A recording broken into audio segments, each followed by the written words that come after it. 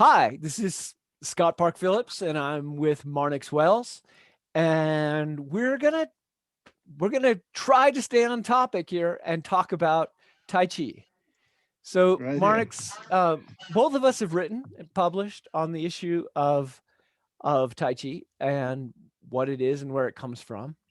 Um, Marnix's book, Scholar Boxer, uh, covers the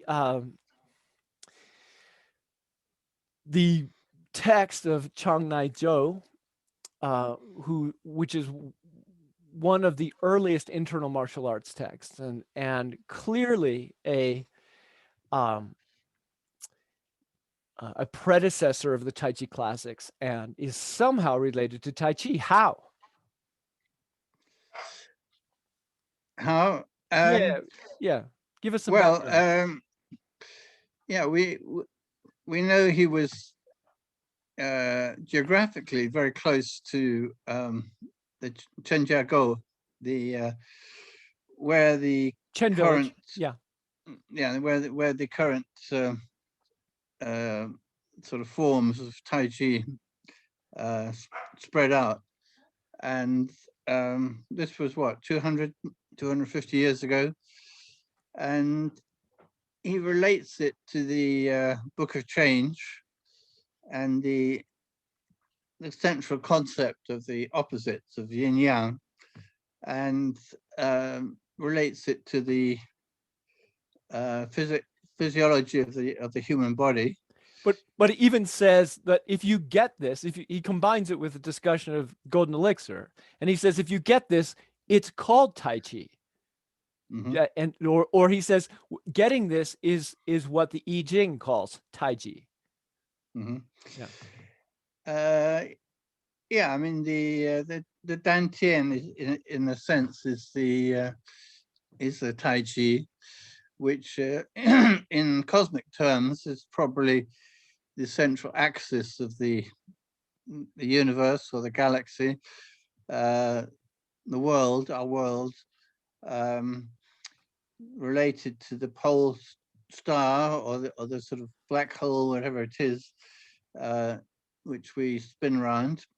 And um, so this is internalized, and through the practices of the form and the two-person sets, we are embodying it. And um, we're actually kind of a microcosm. So so this thing we spin around. So at one point, you could say it's the North Star, but you could also say that the star spins around in an infinite black hole, right? Or an empty space there, and that Well, his I get, yeah, I gather. I'm not an astronomer, but I gather there is actually no such thing as a North Star. There are kind of there are kind of sort of few wispy points of light, but there is no actually such. I believe no such thing. The most visible thing is what the Chinese Americans would call a dipper, yeah. or we call in England we used to call the plough, part of the Great Bear constellation, um, which is a female Great Bear, incidentally, the Ursa Major, and um, so this has always had a big, because it's the most visible sign of the rotation, I think.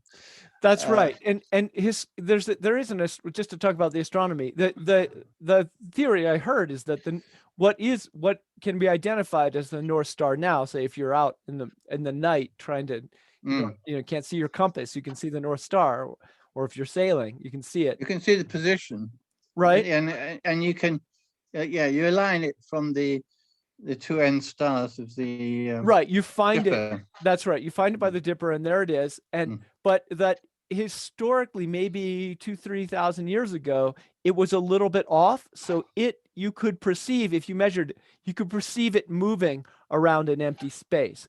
I just brought this up mm, because a key concept from the golden elixir is this idea that you go outside of time which is called Xiantian, and people usually translate it as pre-heaven, but it Mm-hmm. literally means outside of time.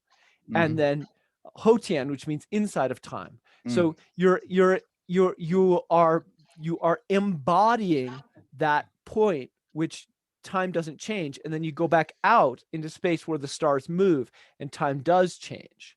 And that's the that there's a concept there of reversal, which is a Yeah. key element of what you're physiologically doing. Yeah. Yeah. It's kind of like a transcendental universe, um, which exists in ideas. As far as we're concerned, um, and we, we of course can manifest that, or find its manifestations in physical form, which is the after time, as you might say, the Hotian. Um, Whereas the Sentien is kind of invisible because it's, before, it's like pre-creation, if you like, if there was But such a, before the Big Bang, perhaps you might right, say. but a fundamental concept of this is, and this I feel like we should cover this cosmological ground because people don't get it. Mm, In the in yeah. the in the power of Christianity, its fundamental power as a colonial force, or as a cultural um, imposition on the world, was this idea that there's a spirit realm and a material realm, and that they're separate, completely separate, and that was a superpower in interacting with other cultures that didn't have this idea, because they could say, no, we have truth is spirit, is the Mm, spiritual realm, and this material realm is something other. And mm-hmm, the Chinese didn't have that. The Chinese cosmological vision mm, is that you can have a direct experience of the world coming into being, and that's what the golden elixir is about. It's mm, fundamentally that you can have an experience of getting very, very, very close to Tao. So mm-hmm. yeah, through what's called Hun Tun, which is virtually equivalent of Wuji, or like it's right before Taiji in your perception of awareness. That I think in the Old Testament, in the Hebrew, it's called the, was it Tuhu Bohu, Bohu, yeah, something, this according to Levi. the time before the light. Yeah, I mean, in the Bible, it's translated as kind of, and the world was without form or something like that. Yeah. Uh, but yeah, it's sort of Huntun. Um, yeah, I suppose it's pre Big Bang or whatever. Um, um, but yeah, I mean, is it so different from the idea of Shintian? I don't know. Um, I mean, although there was no form, or no physical form, um, there was presumably there was something which you couldn't, put your finger on. But Yeah, that's a very difficult theological question. Did Judaism have a sense of historical time? I actually go out on a little bit of a limb here and say I don't think so. I think that actually came out of the Roman era. And but it's this is a tough question. I'm not quite ready to handle. And that what happened is that they applied that, they backdated that concept of time onto Judaism, and then mm, when they crashed into, just to give the quick summary of what happened, they had this concept of time, which was Christianity, and they were applying a rather literal um, uh, reading of the Torah, and mm, they and then these Jesuits, right? There was Protestantism starts to happen, and there's these Catholics are going, oh no, we got to beat them, to yeah. conquer the world. They've got some pretty potent theology there. And the Jesuit order is created, and within a generation, they're in this first generation of the Jesuits, they're in China, and and in the second generation, like you And have, Japan. and Japan and India, yeah, and Yeah. and they're trying to figure out like what are these cultures. They realize, oh my gosh, these are really different cultures. How on earth are we going to convince them that our theology is correct? And you get this, you get Matteo Ricci, who's with his buddies at first tried to become Buddhist monks, and they're like, no, this is just not going to work. We're not going to get through to these people at all because they have this whole no mind thing. That's not going to work. So they find some school teachers, pretty minor people, who call themselves Rua, which basically meant weak, and had, but they were and they sort of invented this concept of Confucians. Yeah, Confucian. Confucianism, Yeah. right? Mhm. And said Confucians don't need to change. They can go, Mhm. they can convert to Christianity as is. And he did. He baptized a bunch of his friends. Yeah. Um, they were probably all gay, by the way, and having a great time. And he did not want to come home. But the Pope said, you got to come home and have this debate. Because Mm. the Franciscans showed up and said, no way, Confucianism is a religion. These people are deeply religious, and Yeah. they have to stop being Confucians to be Christian. Well, yeah, it boiled down to ancestor worship, isn't it? Yeah, that's how they So, summarized it. But the key thing that pushed the Enlightenment to happen, which is really what this is about, right, is that they came up with a new timeline. The Chinese had a timeline for the creation of human beings, and it was completely different than than the um than the Judeo-Christian one. And they mm. said, huh, well, maybe they're both wrong. That's basically the Enlightenment. Maybe they're both wrong. Is there such a thing as scientific history? Well, apparently the Champollion, uh, who deciphered the Egyptian hieroglyphs, he had to make an undertaking to the Pope that he would not publish anything which would contradict the church's teaching, because they were afraid it would conflict with the chronology which they constructed from Adam and Eve or whatever in the Old Testament, which Yeah. supposedly meant that the world was created in what, 4000, was it 10 BC, something Yeah, like six that. thousand years ago. Yeah. So yeah, I mean, if you found anything which suggested, um, that Egypt Twenty was thousand older, years ago. Yeah, they were then, then, 20,000 years ago for the Egyptians. then yeah, or like would kind of cast doubt on the flood and the dating of Of Noah. Noah's, Yeah. yeah, then you'd have a problem. Um, And they did. They had a problem. So all right, the big distraction, but it's important to understand what Tai Chi is and why it might be hard for us to understand what it is, and why people get stuck in their what we might call their materialist view of it, and separating out spirit as the not real thing, and as material as the real thing, whereas clearly it was created in a cosmology in which there was no distinction between spirit and material. It was just a continuum.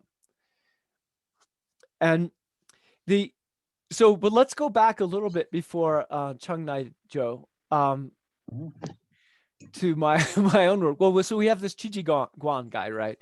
And I don't, if people haven't read my book, Chi Chi Guan was from a family of a military family, and he had been successfully fighting Mongols in the north in about the 1550s, something like that, and they recruited him to fight pirates.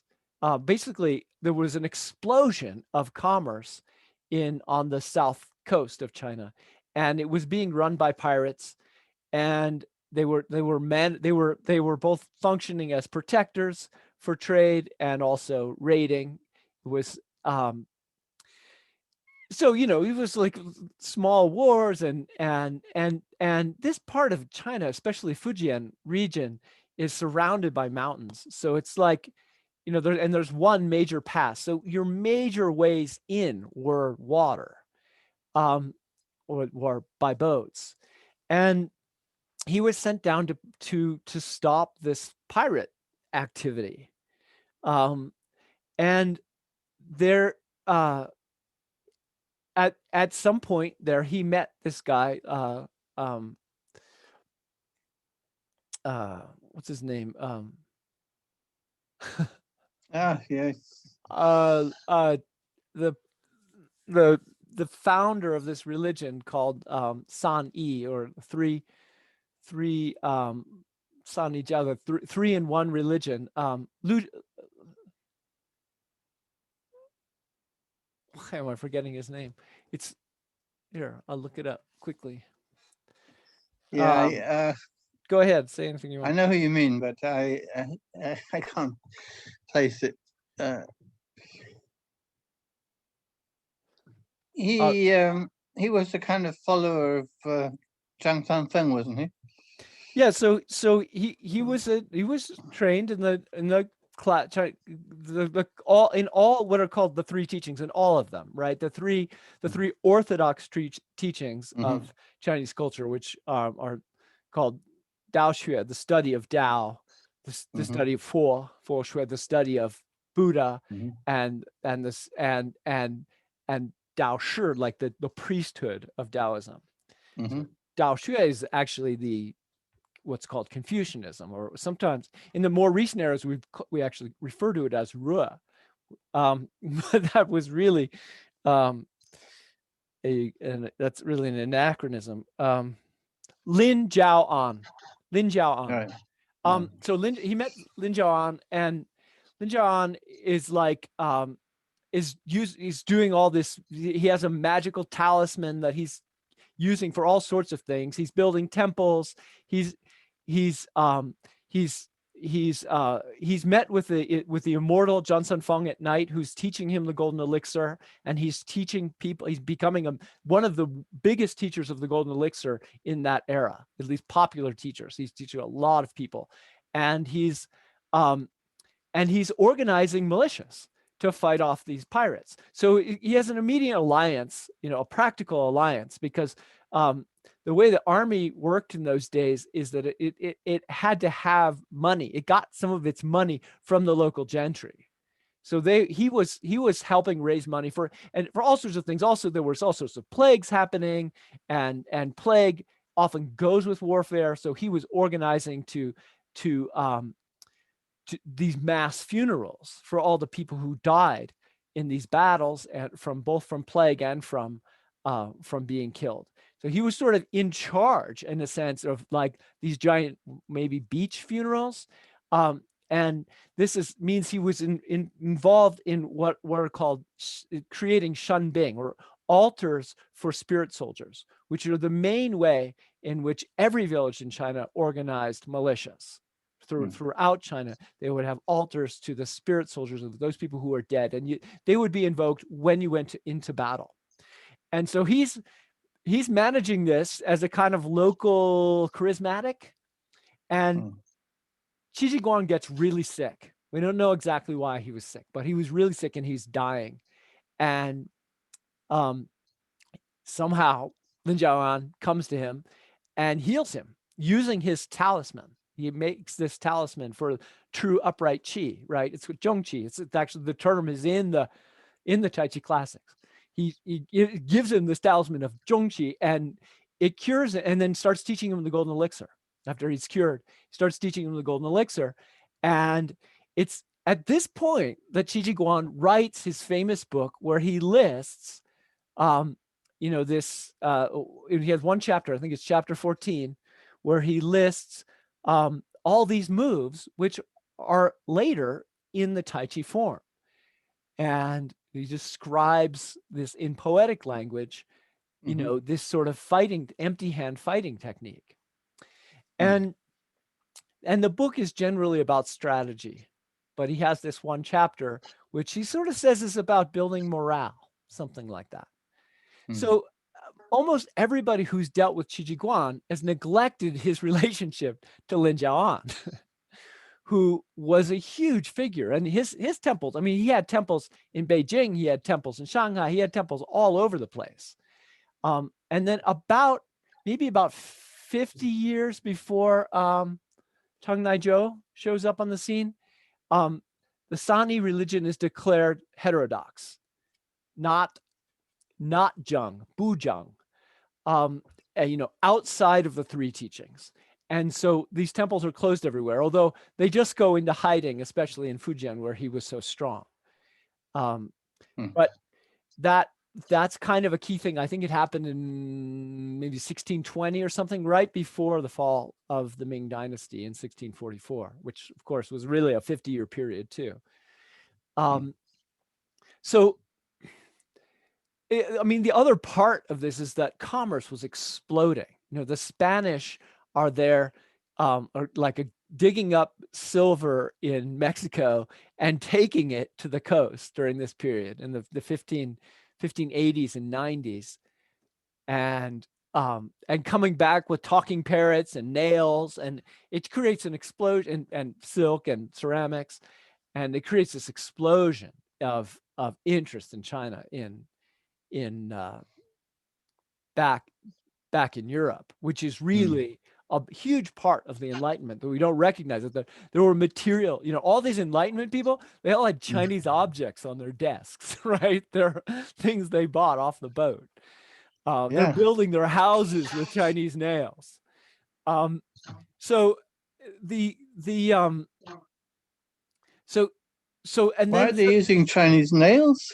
Well, I don't know what the scale was because but that's the period, right? This is it's a key thing in Jewish history, because Jews probably in Holland figured out how to mass produce nails from looking at Chinese nails, which were being mass produced. So they were buying mass produced nails, started networks of selling them, which undermined all the guilds, all the iron guilds in Europe. So, and Jews were blamed, of course, for that, but they were just selling Chinese nails. And then they figured out how to mass produce them themselves. And and that was a huge conflict. It freed the serfs. I mean, it started with nails. It spread to every other thing which could undermine the guilds. But yeah, that's a part of history people don't seem to know. I don't know why we don't get our history as an international phenomenon. If you try to tell it from a national point of view, you just can't get it. Anyway, that's my rant leading up to there's all this wealth in China, and there's all these people that are writing books and publishing. There's a massive explosion in publication. All the major what are called epics in China, all get solidified into their 100-chapter standard period, their chapter versions in this period in the 1890s. And one of those is called 1590s, you mean? 1590s, yeah. Is called Xiangji, or the journey of Sanbao, who is Zheng He, the Admiral Zheng He, to the West in a boat, is what its full title. And this, general who is Zheng He, who is he? He's this guy. So it's a fictional account of his travels, and he was a Muslim eunuch, but in the story, he's spreading Buddhism, and he's at war with all these different countries. He takes the boat all the way to hell. He also goes to Mecca. He goes to Africa. He's all over the Indonesia. He's fighting in Java and all these things. And this at some point, right in the middle, in the 50 chapters, like about chapter 50, Sun Fung comes into the story, and Sun Fung is recruited because the Buddha wants to help China win against Java, but the Buddha doesn't want to use violence. So he recruits Sun Fung, who has fewer qualms with that. And it's a complicated story in which Sun Fung has to go to the emperor and steal something from the emperor, steal his Jianxing, his true spirit. Although it's really his true sex, I guess you could say too. It's a comic story. And And isn't this stolen by the bad guy? well, No. no, what's stolen by the bad guy is the black flag of what is still used as is for to hold possessing deities down all over wherever Yeah. Chinese religion is still functioning. There's a black flag, or sometimes called the Bagua flag, which holds down possessing spirits. So you come possessed by the god Naja, and they hold the flag over your head so that the god won't run away, won't fly away. It holds it into your body during the ritual where you're possessed and you're basically, improvising and supposedly have no memory of what's happening as the spirit medium. But that flag, he stole that, and that represents the god of the north, Ziwei or Xuanwu, who supposedly Zhang Sanfeng's teacher, right? Xuanwu is that in the famous stories of Zhang Sanfeng, he learned Tai Chi from Xuanwu. This is the story shows up a little bit later, but which we can go to. Well, I can have you tell that story. But basically, yeah, he's able to wave that thing over his head and cause kind of like a nuclear explosion. He turned the whole world to brown water. So it's a superpower, and have to get the flag back from him, from the king of Java. So that's why Zhang Sanfeng is there. And he shows up in the capital, and there's this story where he's maybe drunk and smelling of vomit and snoring so loudly there's an earthquake, and 24 palace guards rush in to try and pick him up and hoist him out, and they've two try to lift him, then three, then five, then eight, and they can't pick him up. And so then they decide he's tricking them, and they pick up a door beam and they hit him in the head, and he has a wake up moment and then starts fighting them.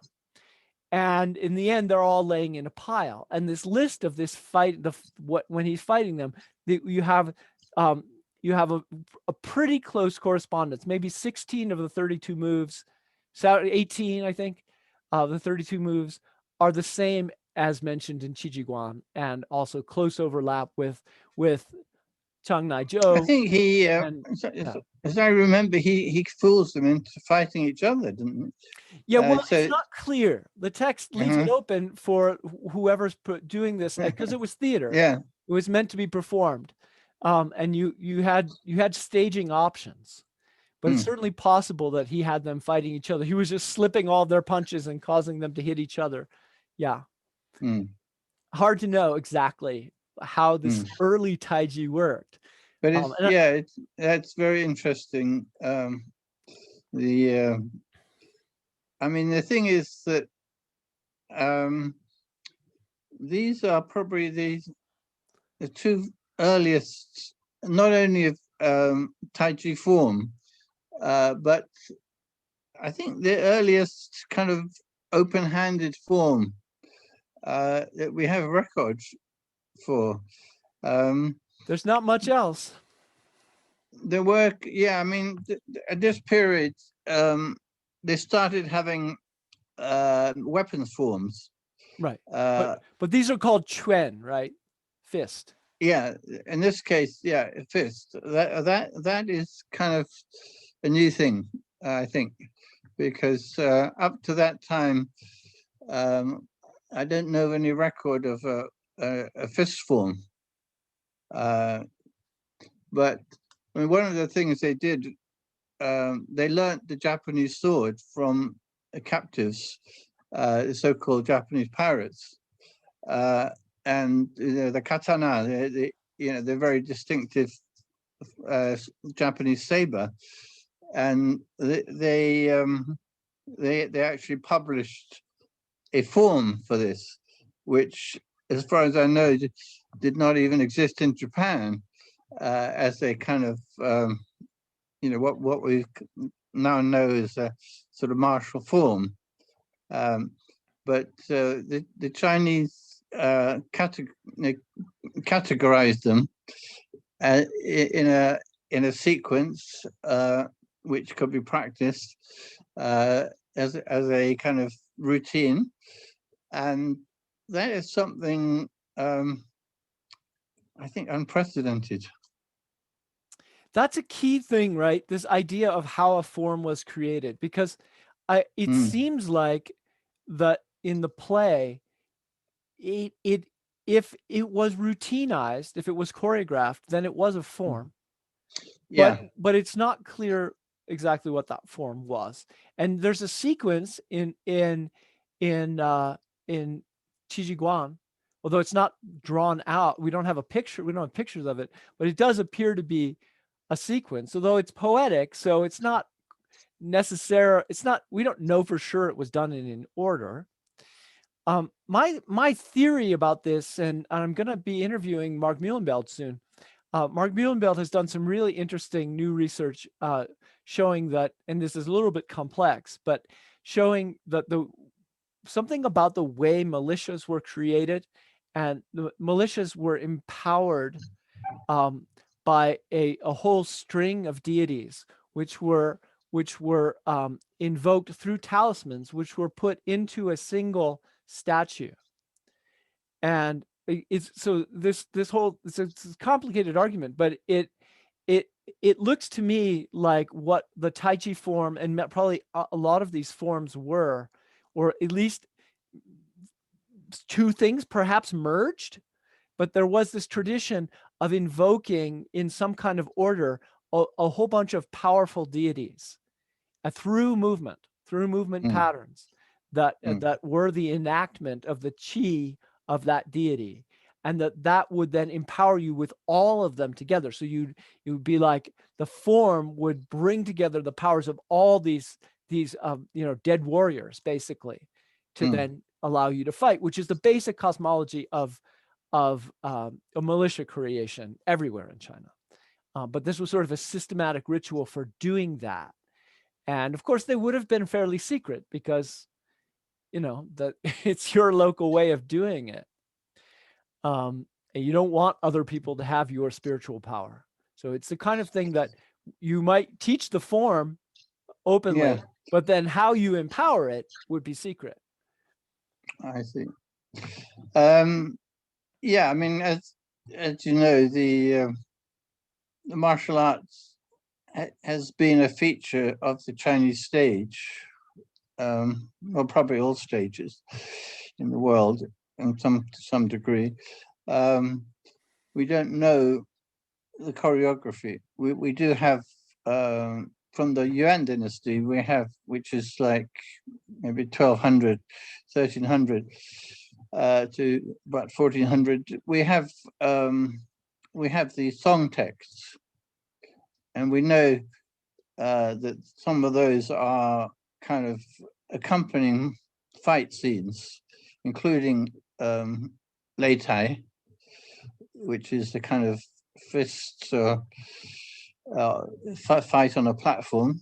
More like American WWE, right? Like staged fights that are really entertaining, where people get thrown around, and the characters are really great, and the crowd screams at the bad guy and cheers for the good guy, something like that. Well, of course, if it's part of the play, it's not for real. Are you saying that wrestling isn't real? Well, let's say it's well, even the gladiatorial combats, they I think probably most of the gladiators did not actually kick the bucket. Otherwise there might have been a shortage of gladiators. Good point. I think, but it is, at least it was a premise of Chinese stage theater that when they used weapons, they used real weapons. The exception to that was Beijing, where you weren't allowed to carry weapons into the city. But that was pretty fascinating details, that there was a sense of reality, even if it was staged combat. Well, there were probably, but there were probably fights, which are depicted in operas. So, I mean, of course, the depiction in the opera wouldn't actually be a real fight. But what they're depicting, could be a real fight. Right, but it's also just how entertaining can you make it, right? I mean, that's always the challenge. What do people Yeah. find entertaining? Depends on your audience. Well, you wouldn't want it to end too soon, would you? If you got, got an audience. But You, of yeah. course, if somebody really gets thrown off one of those stages, I think their survival chances wouldn't be high. Well, but we throw people outside of the ring in WWE all the time in World Wrestling. They get thrown out. They're constantly being thrown out, and they're fine. They they look hurt, but they're not hurt. I think that was part of the art. Yeah, could be. Depends how high the stage was, I suppose. I mean, we have Um, this, in England, there's the Gamal, I think his name was, a famous Indian wrestler who was of the monkey tradition of monkey wrestlers in India, who are consider themselves, they are real wrestlers. It's real, and mm, but they're also the virtuous, the upholders of moral virtue, and they lead the parades of the Monkey King story, the Ramayana. And he came to England in the early 1900s saying, I'm the best wrestler. Then who wants to wrestle me? And no one wanted to wrestle him because they were actually mostly doing staged wrestling in England, because real wrestling, it either lasts 3 seconds or it lasts 3 hours. It's either like a real struggle, like a tie. It's really boring. Nobody moves for 3 hours, or so mm. they've always, the process of making martial arts real has always been a theatrical process of changing the rules to make the fight last longer or shorter, make it look more dramatic. Well, of course, you can have several bouts, as they do in sumo. So one bout. Of course, you have the ceremony surrounding it, but the actual bout is probably only a few seconds. Right. Yes. And the Mongolians are dominating that, by the way. Yeah, they're doing Completely okay. dominating it now. I mean, that goes at least back to the Qin dynasty, or probably earlier, um, as archaeology has uh, attested, um, and it's basically it's a kind of wrestling, but it's more sort of um, jamming into each other than kind of just holes. It's more kind of sort of like pushing hands, except more pushing. And more throwing. There's definitely a lot of and throwing in there. and All right, let's swing back. Let's yeah. swing back. So there's this other text that's just before um Chang Nai Zhou. Um, right? This is called the Epitaph. And this was brought to Douglas Wiles' attention by Tang Ho, I believe. Um, and and it's been used to discredit the Sun Fung theory. So what was that text? Do you?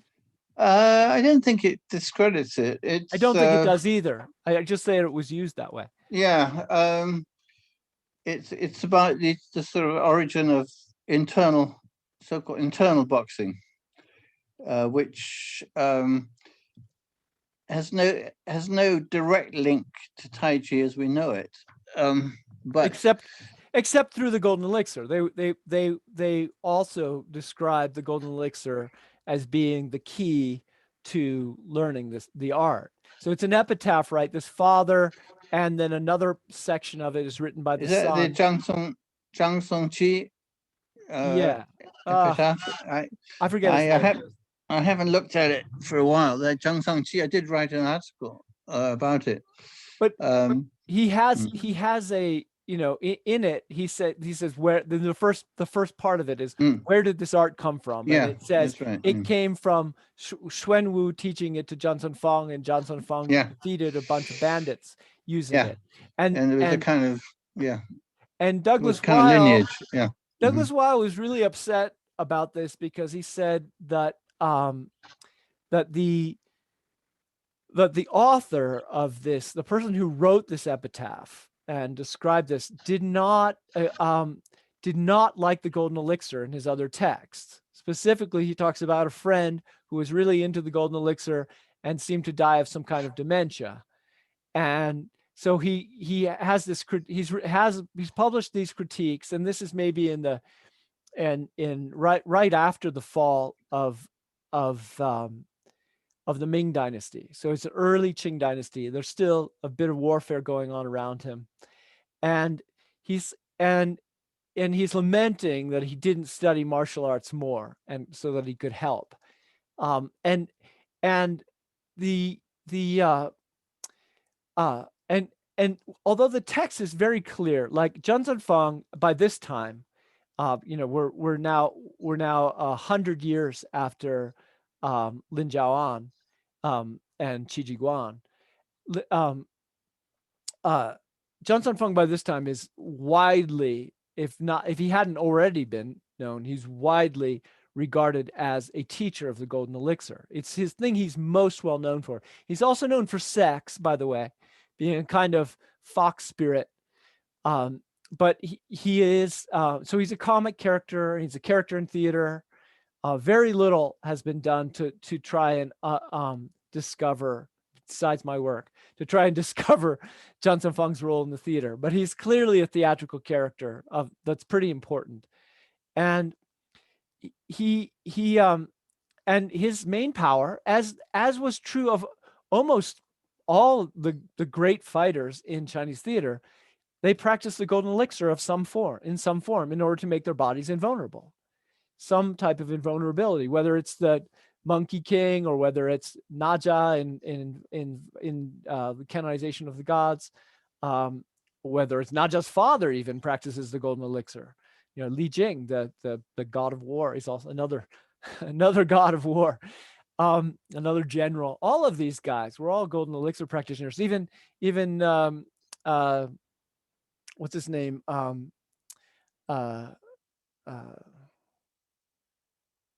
UFA is in the theater as a golden elixir practitioner.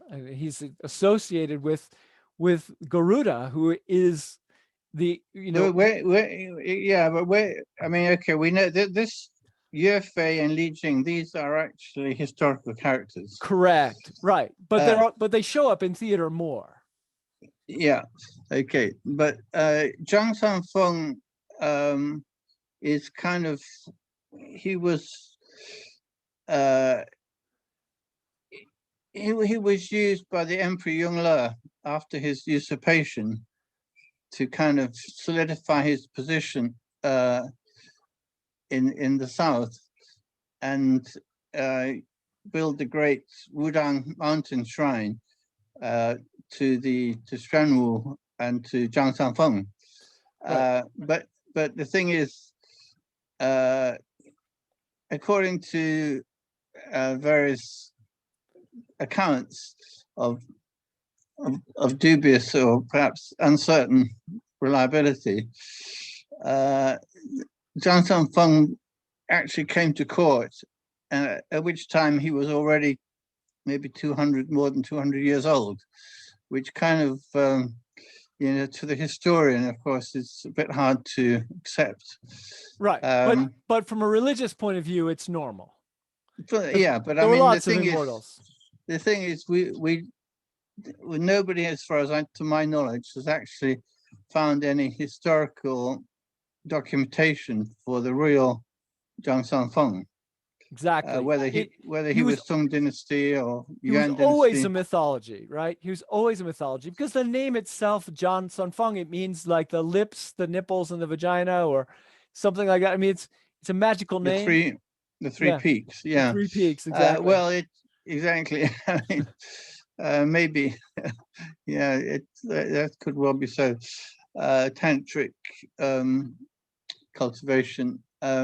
It's the Chinese version of Tantra, exactly. Yeah, I mean, I think when you talk about the golden elixir, it's also connected to the idea of kind of sort of male pregnancy. in the sense, in the metaphorical sense, at least, that you actually you have an internal well, you're pregnant with inspiration, Buddha, right? little Buddha. Right. Well, you're pregnant with inspiration, I think is the idea there. That you But that you there is also a visualization of actually having a little kind of baby Buddha in your abdomen.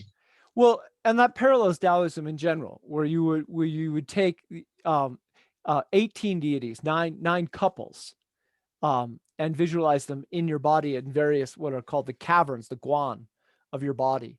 And those are then when you want to perform ritual, you put them outside. So that what you're describing is sort of the mini personal version of the larger Taoist ritual. Where you completely empty your body, which is a key concept in Tai Chi, by the way. If your body's not empty, then you're signaling everything you're doing. So you have to be complete. Your physical body has to be empty for all of the different sides of powers to manifest. And that concept, again, throughout theater, it's you see this idea. Why are you such a great fighter? Because I'm empty. That's just it. That's it. And this shu, right, is a constant dichotomy in theater too. This concept of empty, real, Jun versus shu, this like real versus fake, it was a fundamental kind of pivot point for any theatrical story, because the audience is going, oh, my real life really sucks, and you envy the people on the stage whose fake life, they're more sincere, they live a more pure, exciting life. So the fake is more real than the real. This is the kind of cinema TV before technology. They had a different technology, but I missed one point. I need to circle right back to it quickly, just so that we don't lose it. So Douglas Weil is like, look, it's clear, like the most obvious meaning of this text about Sun Fung creating Tai Chi, and he said that Sun Fung took what was at Shaolin and flipped it on its head. He turned it upside down to create Tai Chi.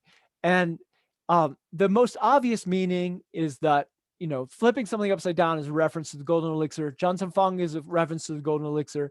He must mean that they've taken Shaolin and infused it with the golden elixir.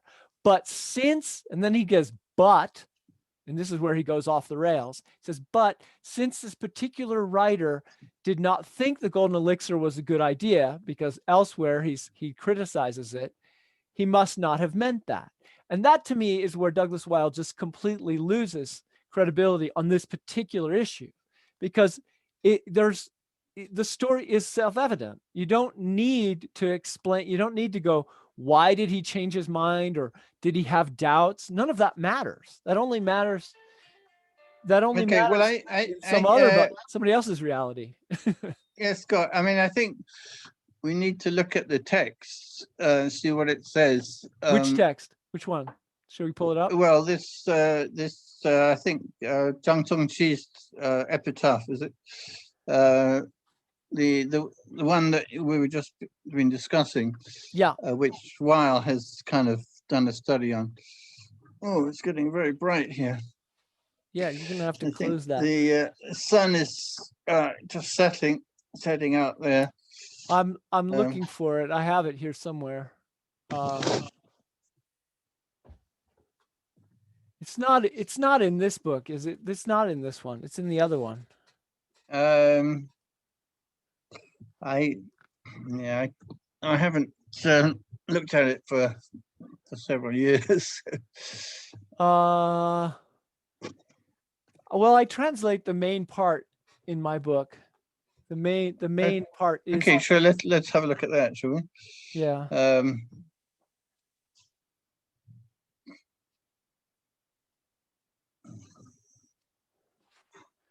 Mm-hmm. Yeah.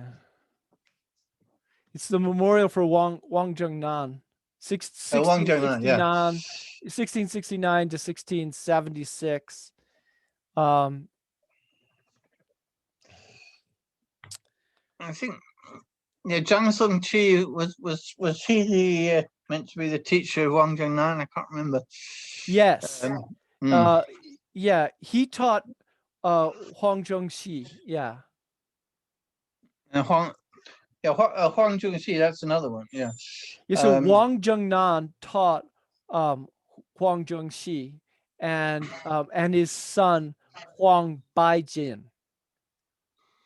right. Forget where Zhang Song Chi comes in, but yeah, I He's the haven't. guy who wrote the first half of the epitaph. He's the one who Weil says didn't believe in the golden elixir. Uh, I didn't prepare for this. I haven't looked at it for years. Well, that's all Um, right. It's not actually that important though. Oh, you know where we can look it up? Here, I'll do it real quick because it's right. mhm, I know where it is. On okay. the internet. I'll just show everybody. If anybody else wants to take a look at it, it's right here in Brennan. Paul Brennan has it in his text as one of the first things, I believe. There it is. Yeah. Okay.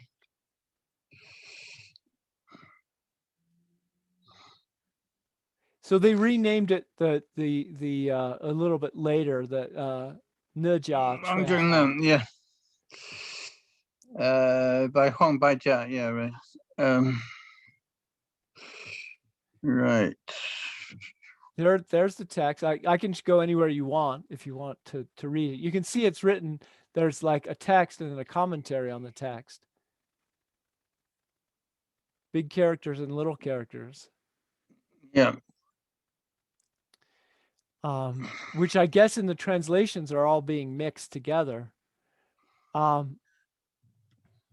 here it goes. Shaolin is the peak of refinement for the external arts.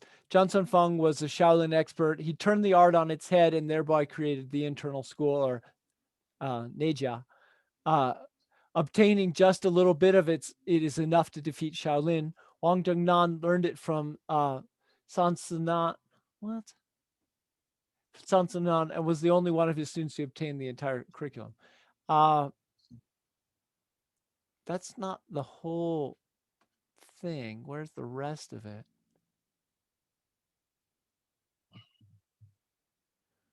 Ay, ay, ay. It's acrobatic. Um,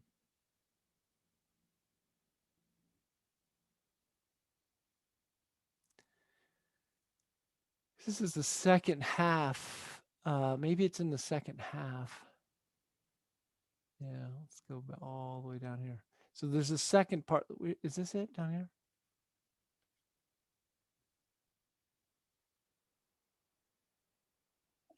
No, he just talks about learning it in a temple there. He also talks about the Legong here. that Legong Mm. is invoked in a sense for its power, which is Legong is the main deity of militia organizing. Um, Did you say Legon? yeah, What Legong. the thunder god? You mean? Yeah, yeah, Or yeah. So uh, here's the other text where it's laid out in more detail with the dream. Although Shaolin mm. boxing prowess is known everywhere, it emphasizes attack, giving opponents something to take advantage of. Hence, there this is what's known as the internal school, which defeats movement with stillness. A right defeats movement with stillness. That's a description of golden elixir, actually. Uh, a mere gesture Mm. of the hand sends assailants sprawling. Therefore, Shaolin is classified as being an external art. This art began with Sun Fung of the Sung Dynasty and a practitioner of the golden elixir of Wudong Mountain. The Huizong emperor summoned him. His route was blocked by bandits. And in a dream, he had a dream. This person's saying it's the first Sung emperor. This is not correct. Oh, we'd have to I, go th- back through the text. I This think is his I've had a lot of problems with Brennan stuff because he messes with the meanings of the words here. Well, some of the history may be a bit fuzzy, but that could be in the original. Yeah, you see, yeah, the Huizong was the northern Song. He was like about 1100. So I mean, the thing is that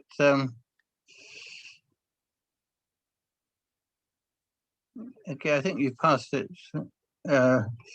Which thing did you want me to find? The bit about the Song Emperor, right? Oh yeah, the Song Emperor. Yeah, okay, right so here.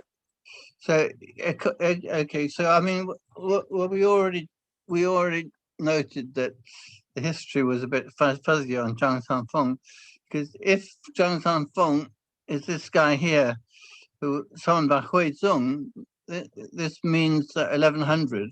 Okay, so oh yeah, the years make no sense. That's why I say this is just somebody goofing around, trying to create an imaginary lineage that really comes from the theater. This is not obviously not true. Does it? Do you see Sung Emperor in there? I beg your pardon? In the Chinese yeah. text here, do you see the Sung Emperor? Can you see it? Well, I mean, I know this text, and I know that's correct. That's Zhang Song Qi. That's Zhang Song Qi. That's in the 16th century with the pirates, Zhang Song Qi. So he was the guy. He was a historical guy from the 16th century. Now, this thing about the Wudang Danshi, if you like, the Wudang golden elixir guys, that is placed under Emperor Huizong, who's, as I said, is about 1100. So that's I mean, that's obviously way before. Wudong, golden elixir. Well, I mean, he just says Danshi. That means no, Shuen. A cultivator. The Danshi means a cultivator of the elixir. So what he's saying is Zhang Sanfeng was a Wudang, elixir guy. Yeah. Okay. And then the road was blocked. Summoned him. Sorry. And then who summoned him? But according to this, Emperor Huizong summoned him, but the way was kind of difficult, and he couldn't go forward. But in a dream, a night dream, the Dark Emperor. Yeah, that's what it says. Shuen. That's right. Yeah. He gave him this boxing method. See, that's what I'm saying. That Brennan's translation there is wrong. That's right there. It's right there. What is Brennan saying? It's the Dark Emperor was in the dream. He says that night in a dream, the first emperor, the Song Emperor gave him the boxing. Oh yeah. That's wrong. It's wrong. Yeah. Anyway, I just wanted to point that out. Brennan, please fix this. Yeah. Yeah. So that I mean, that is the gods, the Dark Emperor god, not the actual emperor. Yeah. Right. Yeah. Any event. Yeah, and here he is again. Shun Ming. What's that?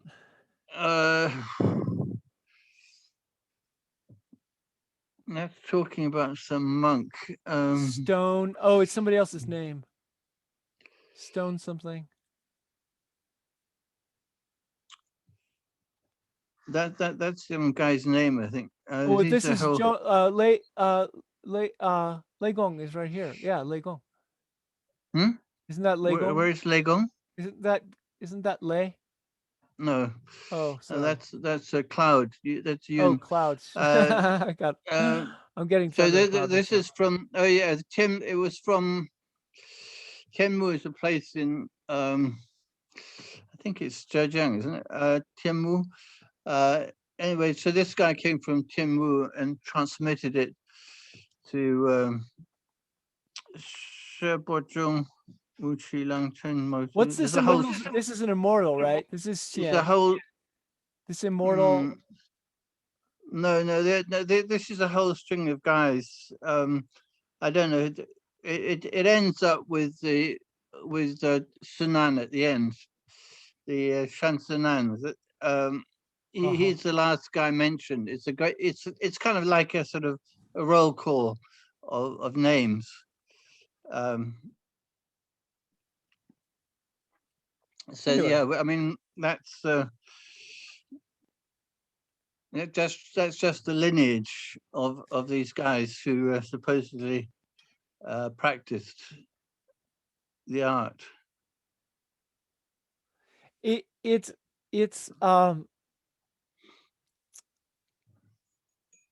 So my it's screen's strange, gone isn't it? small. It's Okay, strange sorry. that because you know Nejia, right, means the inner Mhm. family, right? It Yeah, actually literally. Yeah. or so lineage in this sense, it's Mhm. like they're actually saying this is the family, and it's part of a whole a very common type of literature during this time, which was you know um, a local lineage document showing who Mhm. your lineage is, but this is like an imaginary lineage, right? um, Well, some of it may not be, but I haven't checked out these guys. I mean, But this is fundamentally the story, right? It's like he's not writing his own lineage. He's not saying you can't study this. He says we got this secret, and it came through this lineage, so it's really potent stuff. That's the story here. mm, It came from the gods through a lineage to me, and I'm writing about it here, so you guys can know about it too. And that's actually a theatrical expression of the you know of the lineage document, right? It's a parody in a sense of the lineage document. well, let's say there's a big gap between 1100 and say 1550. You either There's think a he's big gap. deranged or he's playing a joke on us. I think he's playing a joke on us. I think Who it's is? I just think it's meant to be I think it's meant to be funny and entertaining that he's got this incredible lineage. Um that that's the fact that people are reading this as serious and not as part of the theatrical tradition is Do you absurd think to that me. Zhang Sanfeng is a joke? It's a comic role. Every role that we know about, he's a comedian. He's a sexual trickster, like Uncle Tompa, who has who has Well, sex with who has sex with virgins, and when they find out, they go home. They go home to their family, and he's stolen your virginity. Like what? He's stolen virginity. They go back out. They give me back my virginity, and then you have sex with him again. He's yeah, like, but here, I come give it on, back to you. Wudang. I mean, the Wudang cult, and um, the Zhang Sanfeng lineage. I mean, that's not a joke. I Yeah, mean, that's yeah, it is. It's a comic religion. it, what you mean. Taoism is a comic religion. I Not mean, all yeah, Tao. there's a comic element Absolutely. in it. Taoist ritual has clowning in it. Yeah, it's one thing to say there's clowning in it, but to say that the Taoism is a comedy and a theatrical comedy is going a bit far, isn't it? No. This is exactly where we run into this Christian worldview, which says that if it's religion, it must be serious. And I don't think that's true. I think that the theatrical religion of China certainly has very serious elements. It can be extremely serious when people are dying. Taoist funeral is not a funny thing. but there is fundamentally humor in the entire cosmology. It's Lao Tzu is funny. There's humor in there. Yeah. Lao Tzu is funny. Yeah. All right. Well, I mean, there's humor in Christianity. I mean, there's probably humor in Judaism. Absolutely. But it's but there's a distinction here, right? And that the absolute truth in Christianity is not funny. You might have humor, but in because they don't have that distinction between the absolute truth and what is, or between the spirit realm and the material realm, you can mix them. And in fact, all comic roles, right, are considered martial. Right? In Chinese culture, the Zhou roles, the clown roles are all martial roles. They're all part of the religious culture of fighting. Actually, Hi. Well, I think that's going a bit far. One can't.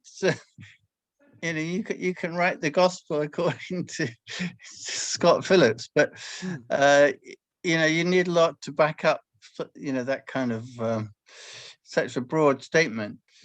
I mean, I'm not saying that it's,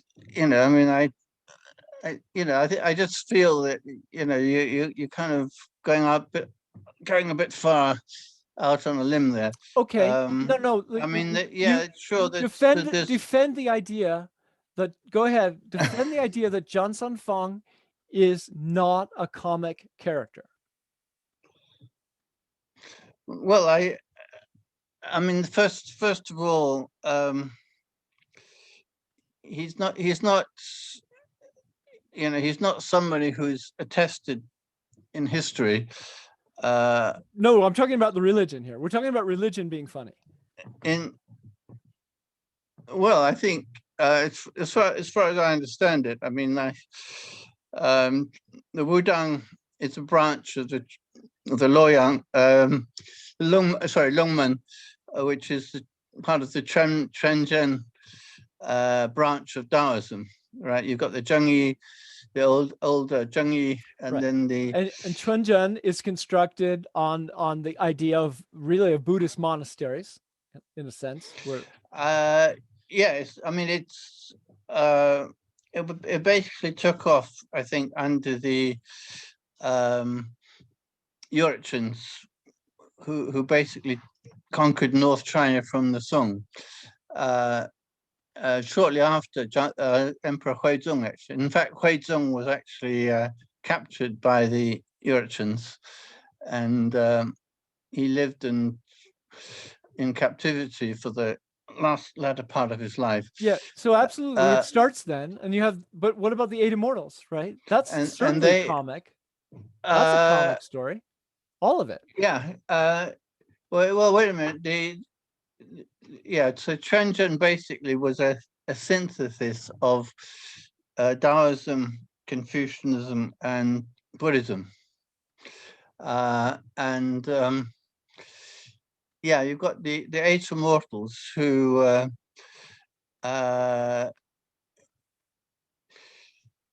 they certainly have comic characters among them. Whether they're all comic, I'm not sure, but yeah, they certainly could feature in comic skits. I mean, they're not featured in comic skits. Yes. All right, then. Yeah, sure, but that doesn't mean that they're fundamentally comic. All right, I'll accept your position. I mean, I think I would have made the case differently. If I was making your case, I would have pointed to the Dao Zong and they certainly have a. Yeah, I mean, sorry, to go back to the theatre, certainly the Eight Immortals. So I think this was kind of like the time when Chinese theatre was kind of just beginning to emerge.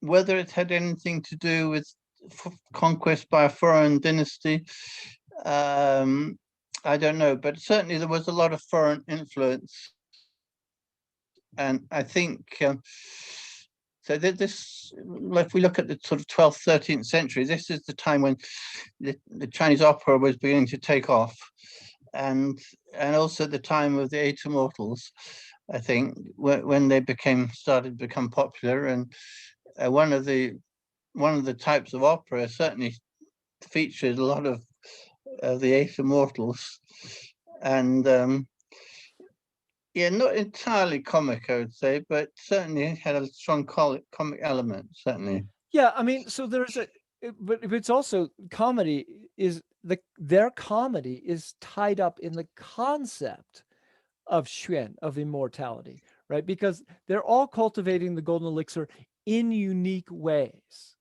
right? And Mm-hmm. each of their stories is about the absolutely unique way in which they become immortal, and that's becomes because and the you know the 100 chapter version of it is solidified, was one of the first ones to be solidified maybe in the 1540s or something like that. They also, this is the same period where we first hear the mention of Chuen, which is drunken immortal fist, is the very first Mm-hmm. one mentioned at according to Mayor Shahar at Shaolin Temple. And it's obviously based on drunken versions of the immortals. And we have lots of accounts of how there was sort of a straight version of these plays, and then after midnight they would do the men's only comic, obscene, much more maybe more violent, who knows, versions of the same stories.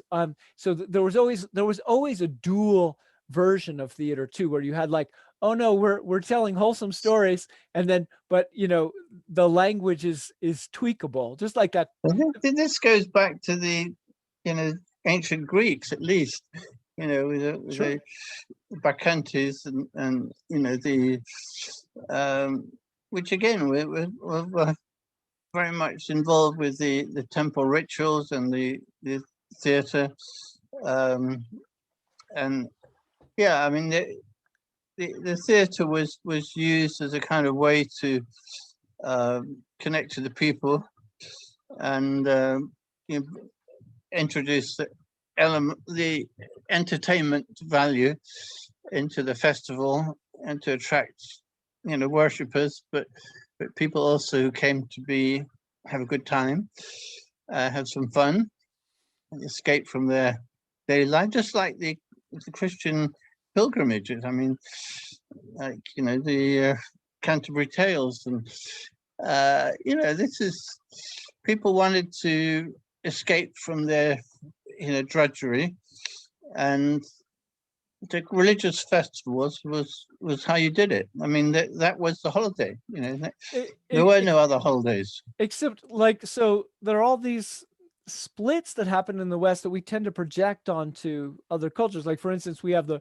Red Cross, where we have medicine, right, as Yeah. sort of separate from military, right? Those kind of things, which they were not separate in China. Or we have other splits, like that like the idea that you would train a militia and have it be using theatrical characters to do that, or even run a government. I mean, Chinese government, at the local level, you were using divination, right? With these two like coconut shell things that you throw, and there's like one version is the gods say yes, and it lands a different way. The gods say no, and there's another one that the gods are laughing, right? They've fundamentally put the theater into their governance systems, and that's what they use to create militias. So when people talk about the relationship between Tai Chi and militias, I'm saying, look, comic tradition here. Yes, they were creating real militias. They were settling real disputes with weapons. Yeah, but the whole point of a militia, this is non-governmental. So this is the kind of local government. Well, not directly. I mean, this is kind of popular, kind of assisting, you could say, the government. But the magistrate would say, oh, who knows how the decision was really made, but the local magistrate who was brought in, who had passed the exams, was the governor for an entire a massive province, usually. And he ruled essentially through the gentry, and the gentry were responsible for building militias, for training and running militias. And they did that, as far as we know, they did that through theater. All everything I've ever found about it, they were using theater, and this was a very particular type of theatrical religion. Yeah, this was a big popular force, certainly. Yeah.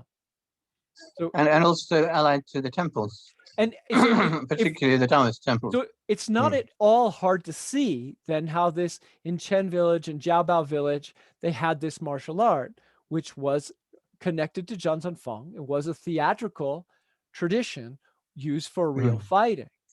So how do we get to 1850? Yeah, I mean, as regards the Chen Village, I don't what we say, we call it a village, but it was centered on one clan, I believe, the Chen clan, and so this was, I think this was a kind of, it was a very much an in-house kind of thing, according to what I've read. They didn't particularly want other outsiders involved. But it has a connection, right? I mean, we can see connection to what? We don't know exactly what the connection was, but there's a connection to Chang Nai Zhou. There's a connection to Qi Ji Guan. There's a connection to this play. There's a literary connection, and there's a movement connection. They're practicing the golden elixir there. It's a little bit murky what's going on in Chen Village, but it's got to be connected to these things. I don't know. I mean, obviously there was a temple there. What kind of temple it was, I'm not sure. I guess it's probably, I don't know. I can't say. I haven't seen any description of the temple there. And there isn't one. They've all evidence has been destroyed of temples in that region. It could, I mean, I don't know. Maybe so, maybe not. I don't know. Certainly they're not far from Shaolin. They're not far from Shaolin. They're not far from Wuyang. Wuyang, according to Douglas Wilde, there was a Sun Fung temple there, a cave temple in Wuyang to Sun Fung. Wuyang is quite a way. I mean, that is closer to Wudang, I believe, South Henan, which is pretty close to the border of Hubei. Yeah, I mean, I mean, personally, I think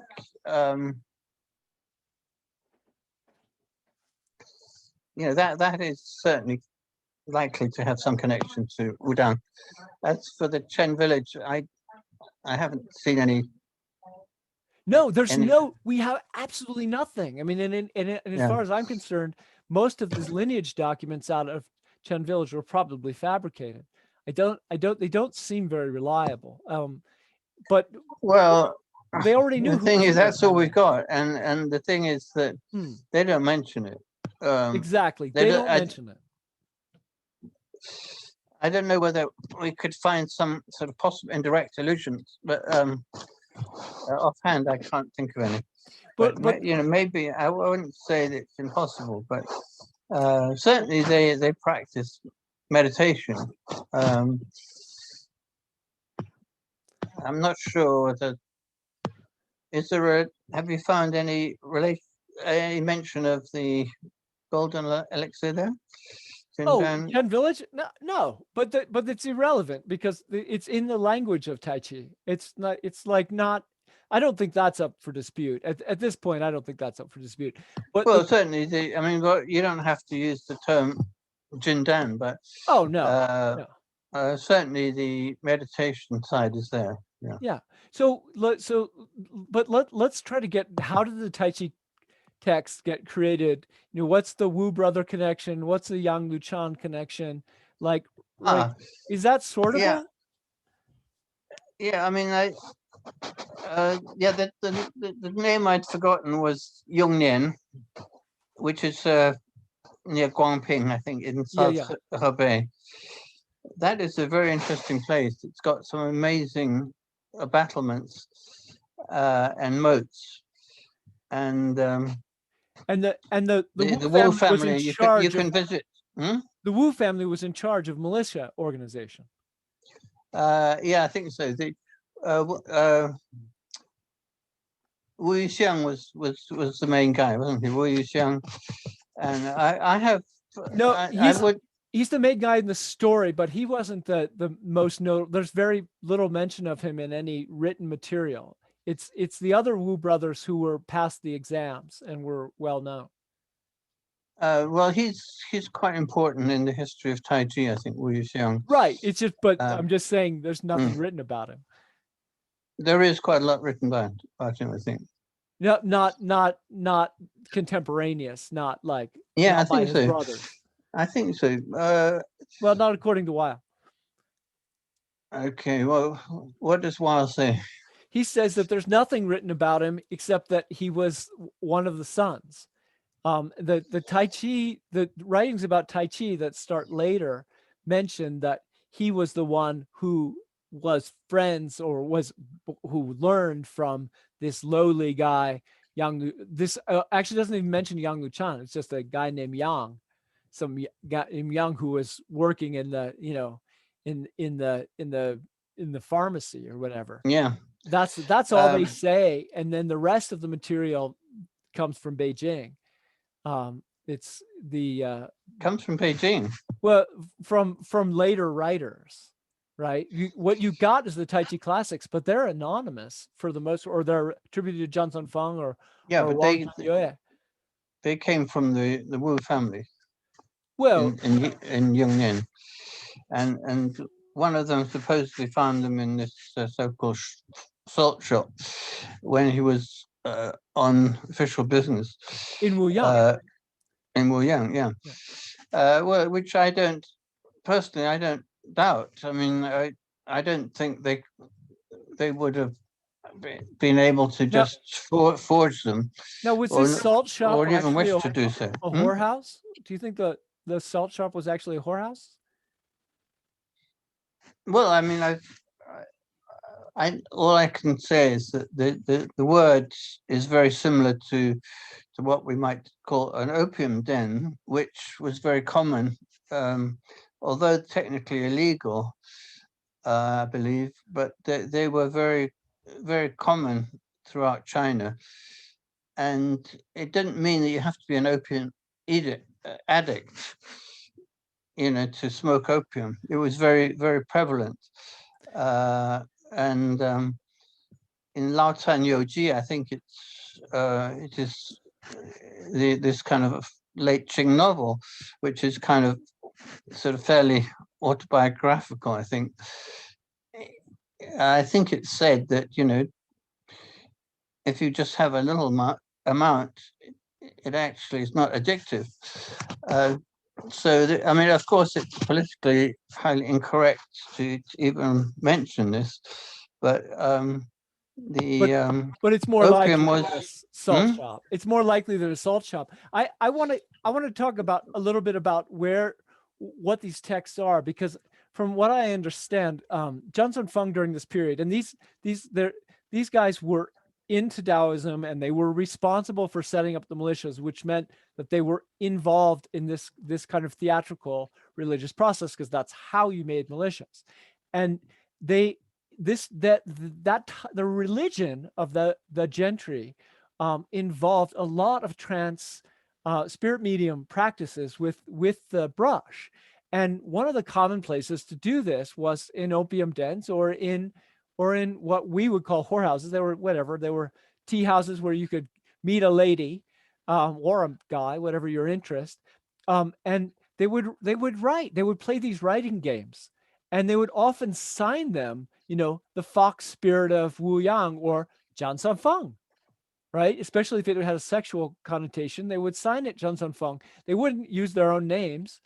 And so this is actually a type of literature that this martial literature, these martial arts texts come out of, that's being unacknowledged here. It was the kind of thing you would find in a whorehouse or in an opium den.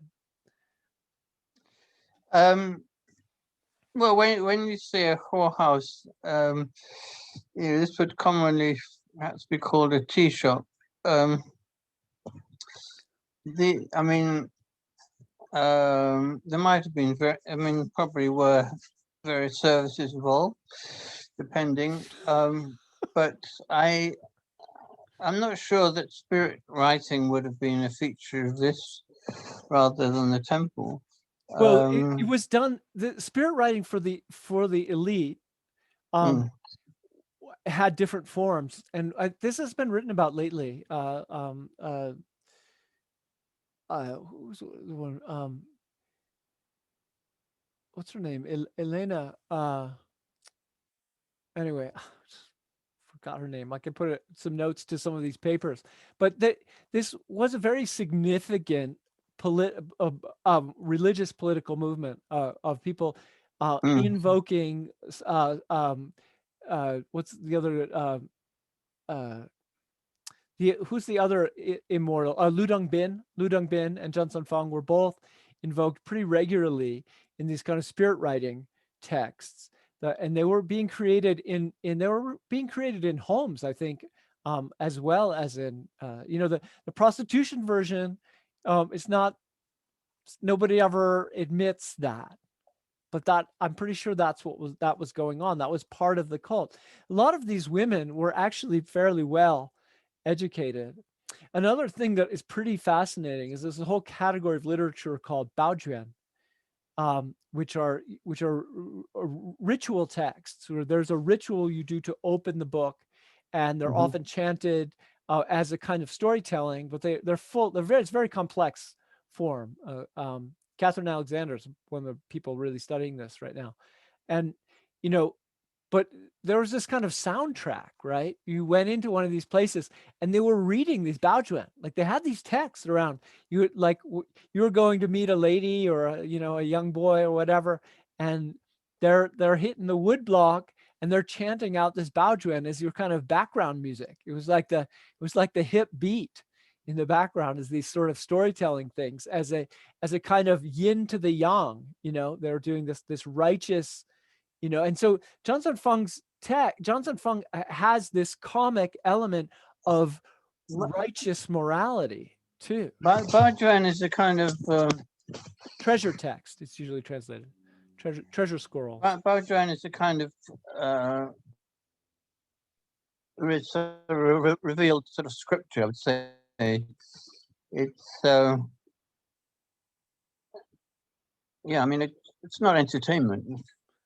Oh no, it was sometimes. Yeah, it was. And it was both entertainment. It was revealed scripture. It was part of a lot of the cults, a lot of the various different religious cults around the Golden Elixir. These fighting cults or rebellious cults, or what they call millennialist cults, were often sort of structured around some form of baojuan. Yes. But that's, I mean, you can't sort of just lump everything together. I mean, there's True. always nuances. I mean, not everybody is the same. No, it's too big a category. Agreed. It's too mm, big a category. But mm, there was a ritual for opening these things, and that it led to it being performative. And then usually there was a literate person who would read them, and that led to people being experts at reading them. mhm. Again, I'm certainly not claiming to be an expert in this particular thing, but I'm saying there is this sort of category, and I don't think that these are baojuan. I think that they found these texts. I think maybe they rewrote them from some of Chang Nai Zhou's texts. Maybe we don't know, But the fact that they No, I said, don't think that Chong Lai Zhou's texts were not well known, and they weren't, only published in the 20th century. Again, I mean, one of the things but they're similar. before the Republic, there were no books published about martial arts. This would, anything to do with the military would be, confined to the government. And Unless they were religious or they were rebellious texts. But there are lots of religious texts. They're just not considered martial arts in that sense, in that genre. well, I mean, none of the Tai Chi texts were published, under the Qing dynasty. I'm gonna fight In the back Ming against this dynasty, point. it I was totally different. disagree. I think you can read the Monkey King stories as having some instruction about martial arts. I think you can Yeah, even read the Heart Sutra as having a kind of instruction about how to be empty while you're fighting. I think all right, but you can read it that way. But the thing is that commonly it was not considered in martial arts texts. I mean, when I say martial arts text, I mean exclusively martial arts texts, such as the Tai Chi Classics. right. Those would be some of the first examples of the genre, the distinct genre. Yeah, and Chang Lai Zhou's writings were published, after the fall of the Qing dynasty. But that doesn't mean people didn't have copies of it or people weren't reading Um, it. yeah, I'm not saying that some people didn't have copies, but there wouldn't have been that many copies around, I don't think.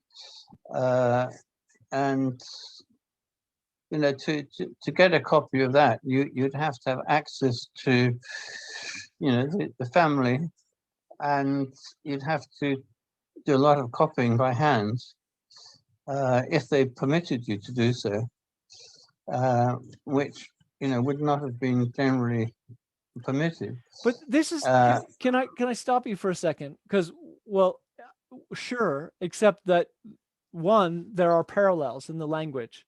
So either that happened through oral transmission, or that happened, or they actually had a copy. So I'm just going to state that for the record. Either there was an oral transmission, or they had a copy. Yeah, sure. There was a lot of oral transmission. No Yeah, but question. we don't know. We don't know which it was. But so that's a thing, right? And then the other thing I would add to that is that there's a trope here. There's a theatrical trope here, which is that you can learn to be a great fighter from taking the pill, taking the golden elixir pill. You can practice meditation and learn, in the theater, or you can be like the Monkey King and be, forced into meditation by, or the same thing with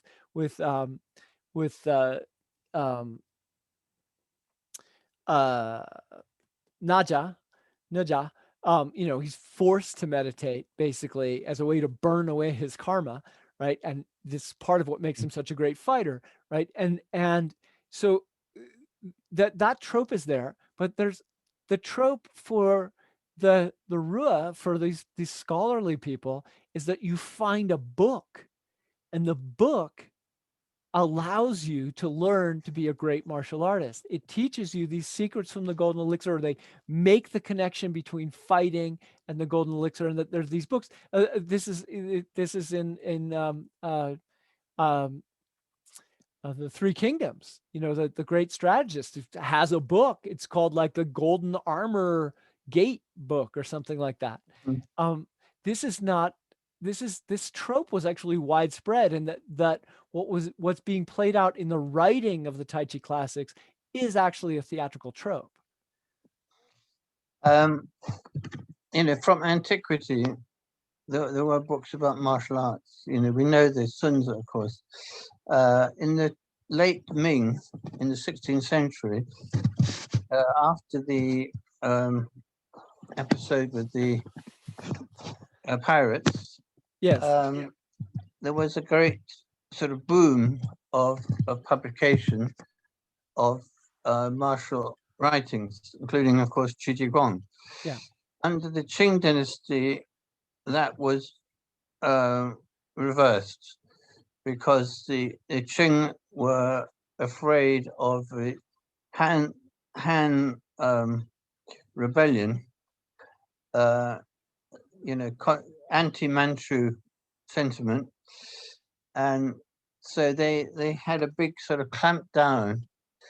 And the in a way, the epitaph of Wang Changnan is a kind of protest. I mean, it's fairly surreptitious, just on a tombstone or epitaph, but it's a kind of it's a protest against the Manchu domination. And although things did loosen up a bit in the 19th century, it was still pretty tight, and certainly books were not published. Well, Were not printed. I'm going to just go ahead and argue that point, and then we're going to finish, because this actually has been a great talk, Marnix. It's great, and we'll come back to it. Because I really, it's just so nice to get a little bit of contention here, and because we agree exactly. on, I mean, we agree on the fundamental facts. That's not, and this one we might be disagreeing on, but yeah, I mean, the debate is essential to academic freedom and research. So exactly. you need you need to have different. So I just want to say that there in the libraries right now in Taiwan, there are over 500 Baojuan, and these have not been studied. There were probably a great deal more. These are probably handwritten, right? These are not published.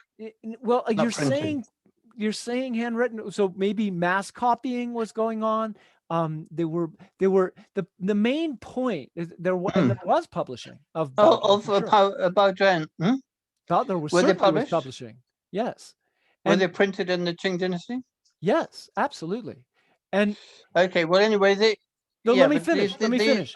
Okay, they're not martial. No, they are. That's what I'm saying. These have not been looked at for that issue, and we know for sure that some of them were passed around in the particular rebellions. Like most of those rebellions from the mid 1700s until the Boxer Rebellion actually have texts associated with them, and they tried to collect all these texts and burn them. But they were, and that doesn't mean that everybody was reading them, but they were teaching the Golden Elixir as part of. But I mean, rebellious fighting strategy. I mean, well, first of all, we need to see it, but secondly, there can be rebellious texts. That doesn't mean that they're martial arts. They're dealing with martial arts. They might be, but not necessarily. What I'm saying is, the problem is we're calling it martial arts because these guys were clearly saying the apocalypse is coming. We're going to fight. Yeah. And we're going to train to fight, and we're going to use the Golden Elixir to be, as is part of the training of everybody in this cult. Now, you could say those things were separate, but I'm saying they weren't, right? It's just that they didn't say, here's the fighting technique. It wasn't in the Baojuan. That's true. Yeah. Okay. Agreed. But I mean, if there's some interesting detail in the Baojuan, that would be fantastic. Have you seen? Have you seen? I think it's Daniel Obermeyer's translation of it's called Precious Scrolls. He translates a whole bunch of them.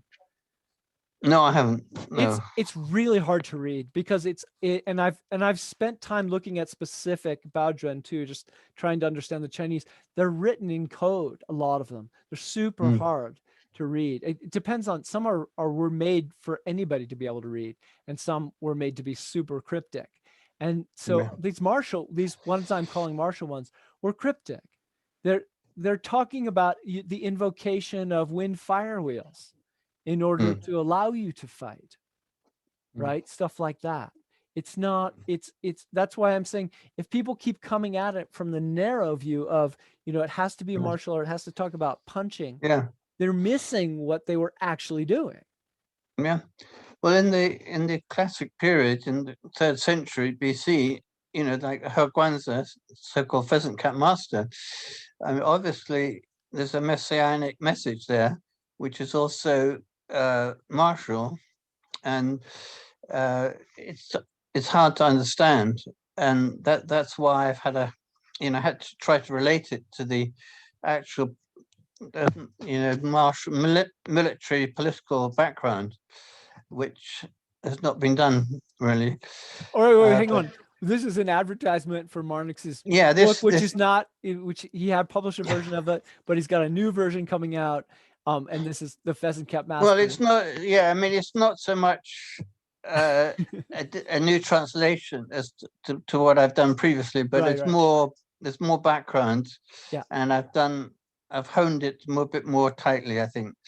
This, and But everyone should yeah, note this is a rough contemporary of Lao Tzu, you know, this same era, maybe a little after Lao Tzu, a but bit little after, yeah. But but I'd certainly heavily influenced by Lao Tzu, I think. yeah, A lot of quotations. and I agree with Marnix. It's neglected, it's super important, and we're gonna end this here today. But we're gonna come back and actually talk about the Tai Chi classics themselves, what we think they mean. And so this is part one. I think we did it, Marnix. I think we managed to consolidate. Everyone should hear. We basically talked for 10 hours, and what you just heard was us trying to hone it down into two. So thank you so much for joining me and Okay. great conversation. Well, Hey, if you liked that video, don't forget to subscribe and watch the other ones. Also, check out my book, Tai Chi Bagua and the Golden Elixir, Internal Martial Arts Before the Boxer Uprising. And you can also find me at northstarmartialarts.com. Thanks.